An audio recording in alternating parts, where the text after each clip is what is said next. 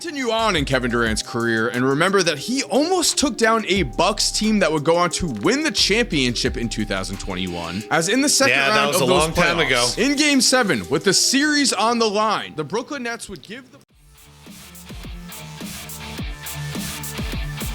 All right, welcome back to the show, everyone, and good afternoon to you. Hope you all are staying cool enough wherever you are.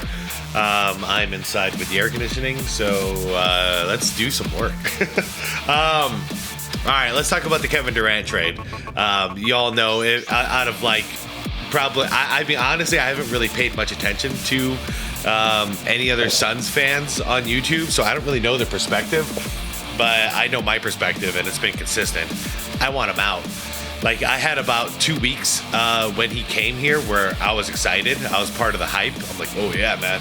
You know, we got KD and Booker, and then blah blah blah. And then next thing you know, we got Beal, and yeah, the whole thing just didn't work.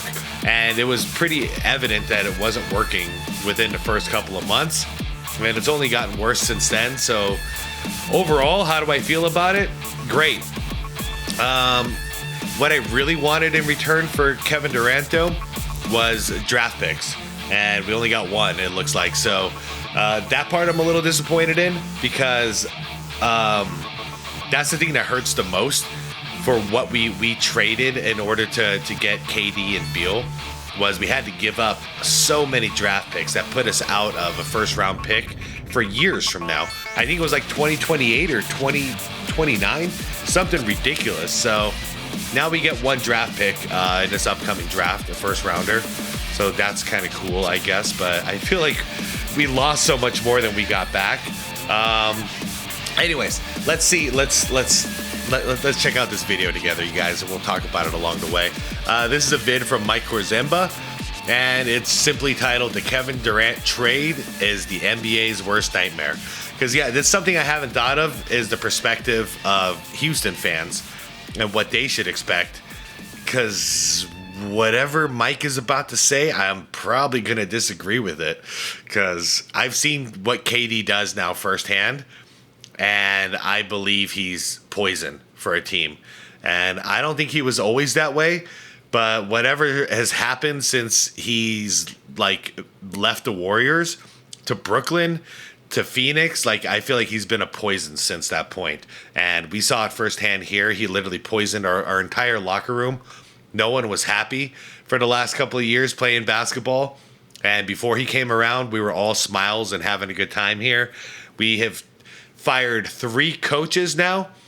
1, 2, 3. Yes. We have fired 3 coaches now since KD has been here. And that's basically 1 per season that he's been here. Actually, it's more than that. We're averaging more coaches fired with KD here than years played for KD here. So you guys take it as you want.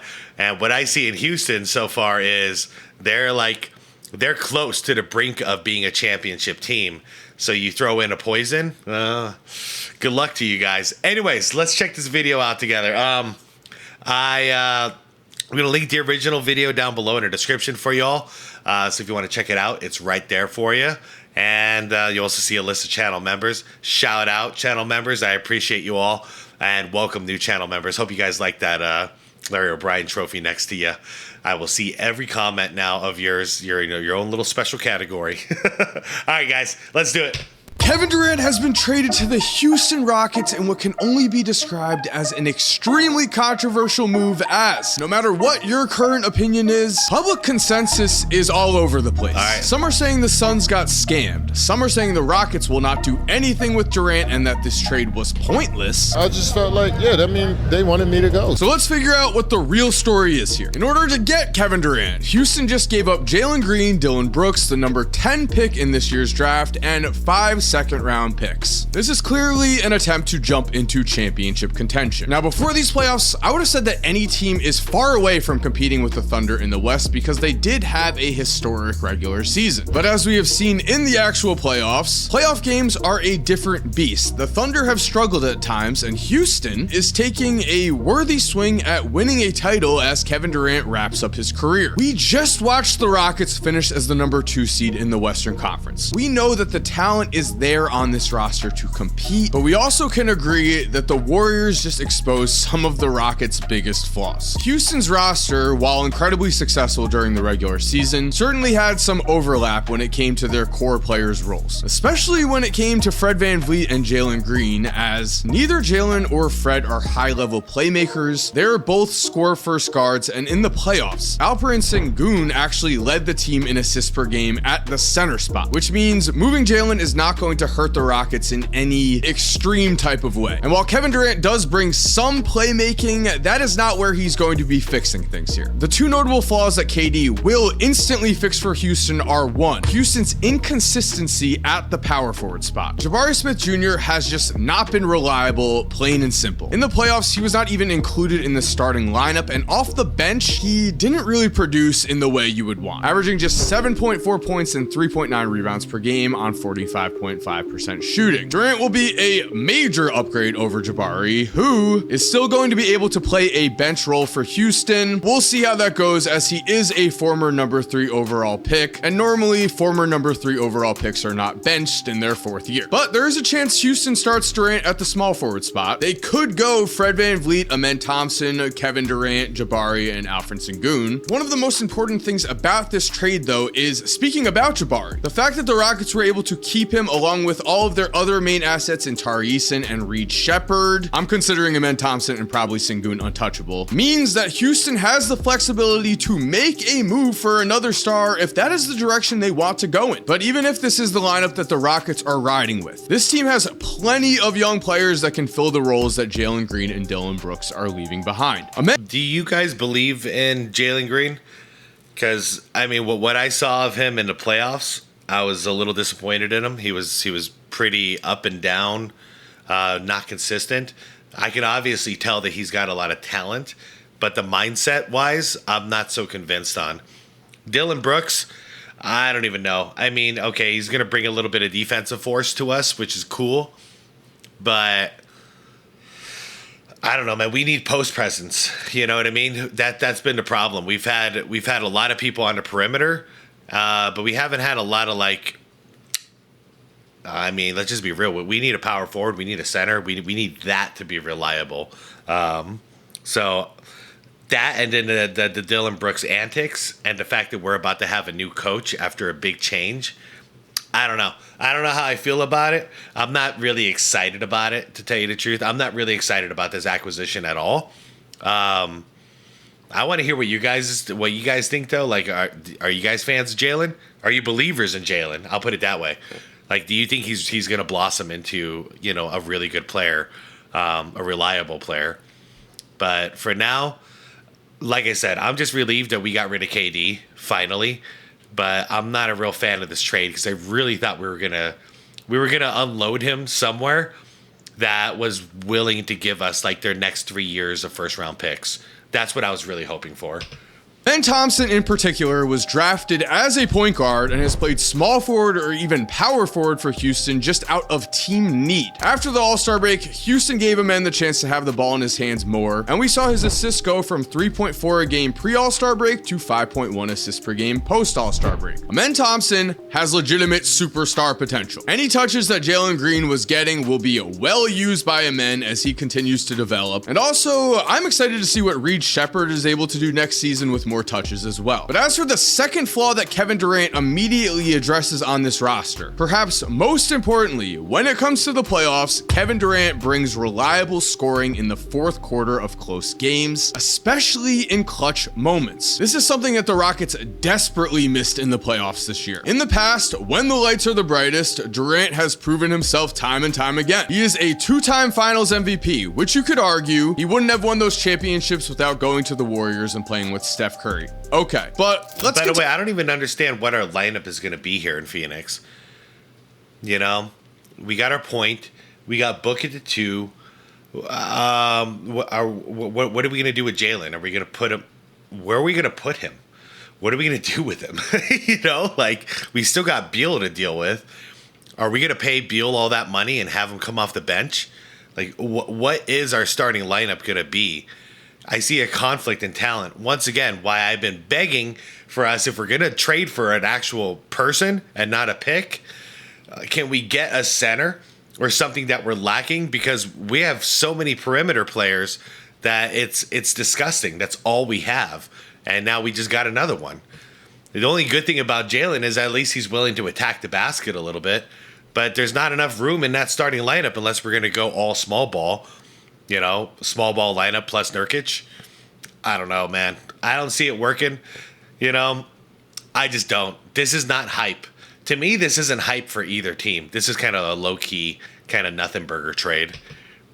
Continue on in Kevin Durant's career and remember that he almost took down a Bucks team that would go on to win the championship in 2021, as in the second round of those playoffs. In Game 7, with the series on the line, the Brooklyn Nets would give the ball to Kevin Durant, and he did this. Gets it into Durant. Here is Durant moving on Tucker. He turns, he shoots. Yes! With 1 second remaining. 1 second left. That was the last time KD really hooped. That was the last time where I was like, damn, man, this dude.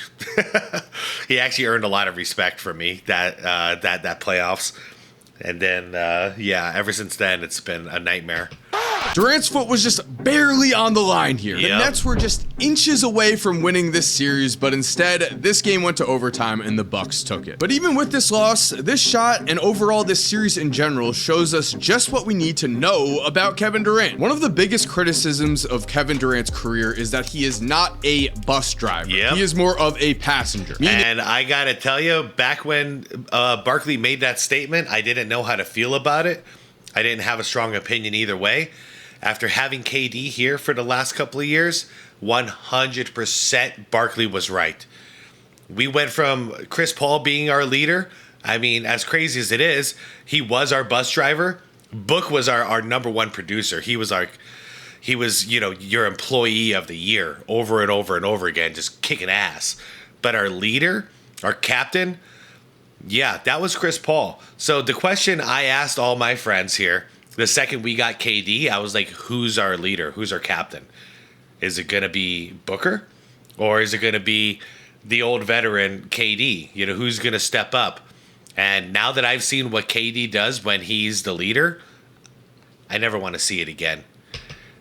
Durant is able to be on a bus that goes on to win a championship, but he's not able to be the main guy who drives that bus. Only if we're being honest, Durant's time in Brooklyn and in Phoenix has just been incredibly unfortunate. And in the 2021 playoffs, Durant was almost that bus driver. Against the Bucks in that second round series, both Kyrie Irving and James Harden only played 4 out of 7 games, and in spite of this, with an undermatched roster, Kevin Durant almost brought Brooklyn the win anyway. I know, I'm sorry, Mike, but that was like 4 years ago, man. Shit's changed since then. 35.4 points per game on almost 50% shooting in this series, while also averaging 10.6 rebounds and 5.4 assists per game. If he slid his foot back a few inches, he would have hit a game-winning shot that would have decided the series against the future champions. So to me, the real question is Kevin Durant still the same player, or at least close to the same player that he was in this Brooklyn Nets series? Incredibly talented. I will say that absolutely. He's still one of the best shooters in the league. But the mindset's not there. So I'm not a believer. I'm a believer in his talent. And if I was playing some street ball right now, dude, he'd be my first pick. Like KD all the way. Let's go. He's going to hoop like no other.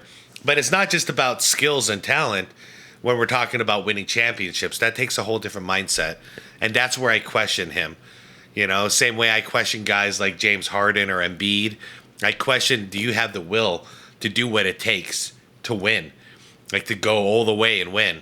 And yeah, I know he did it twice in Golden State, but that's him joining a winning franchise. You know, it's a different scenario. There was already a winning culture there, and he joined in. And I wondered when he went to Brooklyn back in the day, I thought, okay, I think they're going to win some chips. I really did. Then that's when I learned, oh, there's a mindset problem here.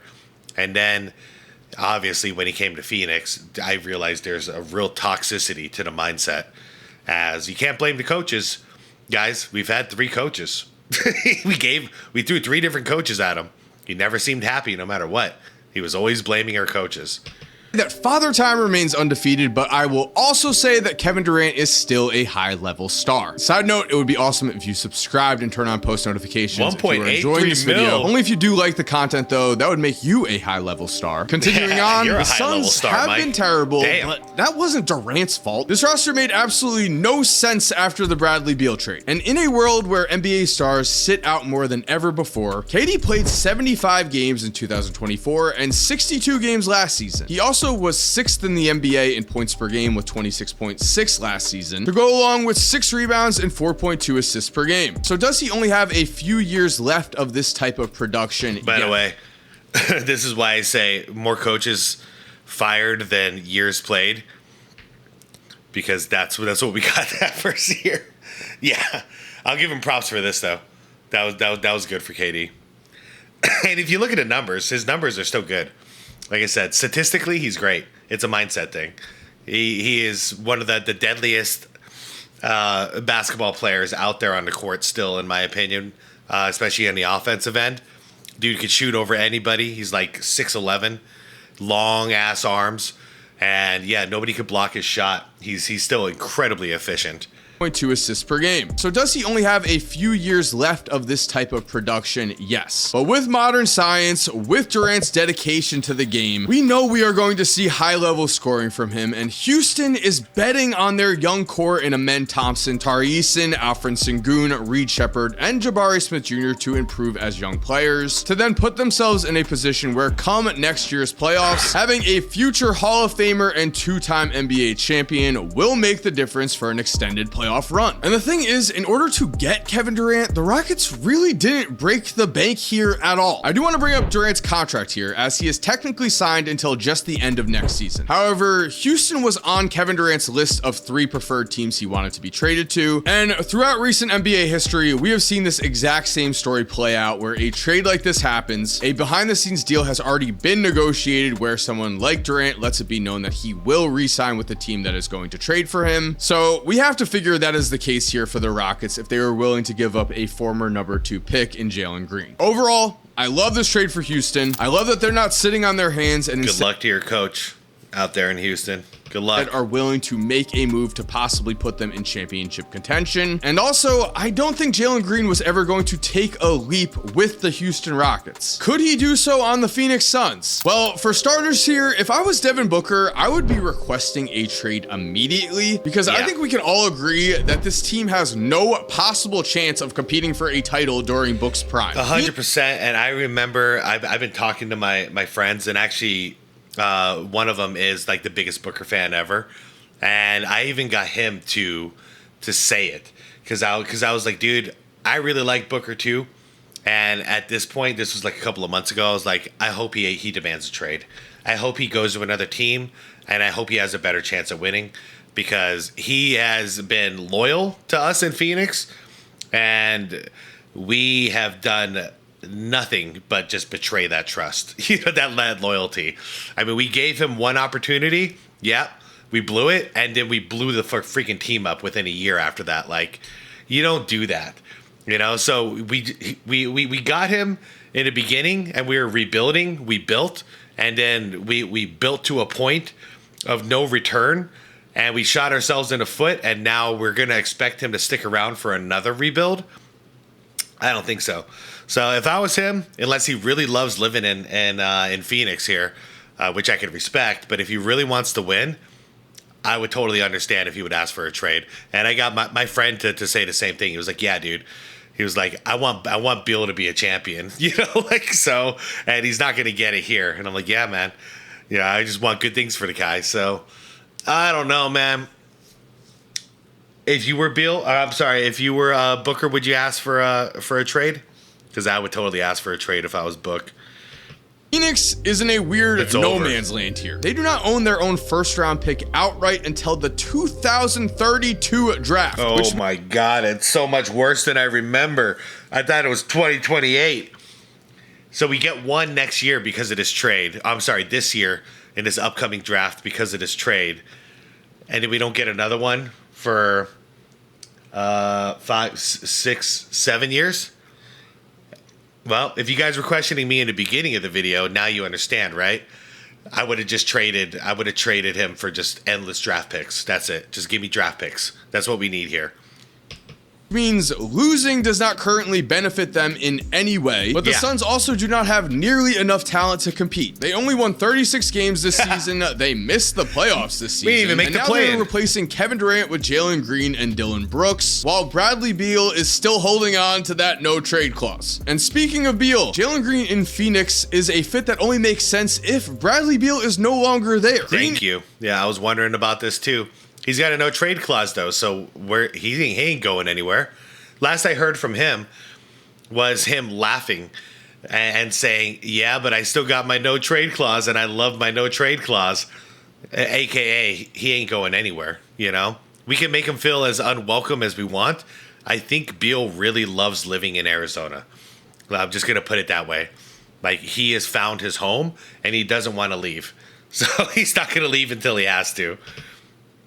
Is a score-first guard who hasn't shown himself to be much of a playmaker. He averages 3.4 assists per game last season, which has been what he's averaged for his entire career, which means 3.4 assists per game last season, which is okay. Played all 82. Props for that. Field goal percentage low. 3-point percentage low. Free throws are fine. Total rebounds 4.6. 3.4 assists, about a steal a game, 2.5 turnovers, and 21 points. How many minutes are you playing? 33 minutes a game, and you're pulling down 4.6 rebounds. All right, it ain't great, you guys. I mean, there's potential here, but let's see, how is his scoring developed? 17, 22, 19, 21. That's not a good, that is a bad chart. That is not a good chart. Okay. Has been what he's averaged for his entire career, which means the fit here would have to be Devin Booker moving over to the point guard spot. No, we already tried that. Let's stop doing that. He's a shooting guard, man. You think can work. Book averaged 7.1 assists per game last season. I think Booker is better as a shooting guard, but I do think he can play point guard. Bradley Beal, though, has a player option for $57 million in the 2020. Yeah, he already won. He won. That's why he doesn't want to go anywhere. He won the game. He won the game of Monopoly. Season. He has been awful in Phoenix, and with him taking up that much cap space, there's no real chance for Phoenix to improve their roster until the 2028 season. If I was Phoenix, I would trade Devin Booker while his trade value is still very high. I would look to get as many high-level first-round picks back for him as possible. That's what we should have done with Durant, though. What was the rush? Why didn't we get a better offer? We'll end this video by focusing on Jaylen Green, because maybe this is the wake-up call Jaylen Green has needed. In his second season, he showed extreme promise, averaging 22.1 points per game. At that point in time, Hold on. One other thing I wanted to look at, some percentages. His three-point percentage has done nothing in 4 years. It's gone the same. His shooting percentage, field goal-wise, has literally done nothing. That's not good, guys. That's not good. He's not developing. He's taking more field goals slightly. His minutes has been about the same. Anything else percentage-wise? 2-point percentage is going down throughout the years. That's not good. Free throws have gone up slightly. That's a positive, right? Rebounds. I don't know. I don't know what you'd say about that. It's not good. It's not bad. But that's really the total rebounds right there. Same thing. Slightly up, I guess. Assists have done pretty much nothing. Guys, I see a guy who's cruising. I mean, statistically wise, and what I saw in the playoffs this last season, I see a guy who's cruising. I might be wrong, but yeah, it's not looking good. and he showed extreme promise, averaging 22.1 points per game. At that point in time, a lot of people were hyping up a Cade Cunningham versus Jaylen Green rivalry. And in year 4, Jaylen did average over 20 points per game. The talent is there, so maybe he needs this change of scenery. Jaylen just had a terrible playoff showing that saw him average 13.3 points per game on 37.2% shooting against the Golden State Warriors in a series where he was largely invisible on the court. He really Sometimes was. players need this kind of wake-up call, this kind of fresh start to get the most out of their potential. Jaylen Green still has all-star potential if he's willing to put in that work. But I want to know, what do you think about this trade down below? Is Houston a legitimate contender? Are the Phoenix Suns doomed forever? Yep. Let me know in the comments. And there we have it. Thank you for watching. I hope you enjoyed today's video. If you are new to the channel, please make sure to subscribe and turn on post notifications. Only if you did like the video though. And if you're already subscribed, thank you so much for supporting. You are awesome. We all know it. And as always, have an awesome day and cue that. Okay. Great video. That was a great video, Mike. Yeah, are my Phoenix Suns doomed to fail forever? Like for all eternity? Is it going on? I think it might be going on. Next time I see my friends, I'm gonna have a little debate with them, or a little argument with them, because they seem excited about this trade. And like, I get it, because like we're all desperate for KD to get out of here, but like, I don't know, man. I'm not excited about this. I think a lot of teams would have taken KD, and it would have given us some draft picks if we asked for it. So it is what it is. But yeah, I'm not convinced with any of this. And I mean, Jaylen's averages, they fell through the floor during the playoffs. So I'm already not that impressed with what he's doing in the regular seasons, because he's not really developing and improving. And then to know that he drops off in the playoffs, and especially while playing a team like the Golden State Warriors, you'd think those numbers would be inflated, right? No, they went down. So there's something psychological going on there. And I don't know what it is. I'm not a fan. I'm not a Rockets fan, so I haven't been paying that much attention. But from what I've seen, which is, you know, some games in a regular season, and then I've seen him, you know, in this last 7-game series against Golden State, I'm not impressed. And hearing that we now have him, I'm not happy about that. So anyways, you guys, let me know what your thoughts are. You know what my honest opinion is. Yeah, at this point, I hope Booker breaks free and he goes somewhere else. Just don't go to the Lakers, bro, please. Oh man, go to like, I don't know where I want you to go. Go wherever you want, Booker, but don't rot away here. All right, I'm out of here, you guys. Let me know what you thought. Let me know what your opinions are. Shout out to members. Subscribe if you want more content like this, and please leave the video a like. It helps out a lot. And most importantly, is to be water, my friends.